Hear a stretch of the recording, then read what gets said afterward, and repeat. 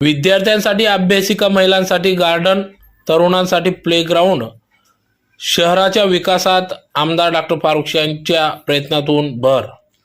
याबाबत वृत्त असे की मनपा क्षेत्रात मूलभूत सोयीसुविधांचा विकास योजनेअंतर्गत प्रभाग क्रमांक 19 गट नंबर 31 येथील खुल्या जागेत वॉल कंपाऊंड बांधणे व प्लेग्राऊंड तयार करणे या 90 लाख रुपयाच्या खर्चाच्या कामाचे लोकार्पण आमदार डॉक्टर फारुख शाह यांच्या हस्ते करण्यात आले. शहरात अनेक मनपाच्या मालकीच्या खुल्या जागा असून मात्र महापालिकेच्या उदासीन धोरणामुळे सर्व खुल्या जागांवर अतिक्रमण करून कब्जा केला जात आहे. पर्यायाने नागरिकांच्या विविध अनुषंगिक गरजा भागाव्या हा शासनाचा उदात्त हेतूलाच हरताळ फासण्याचे काम केले जात आहे.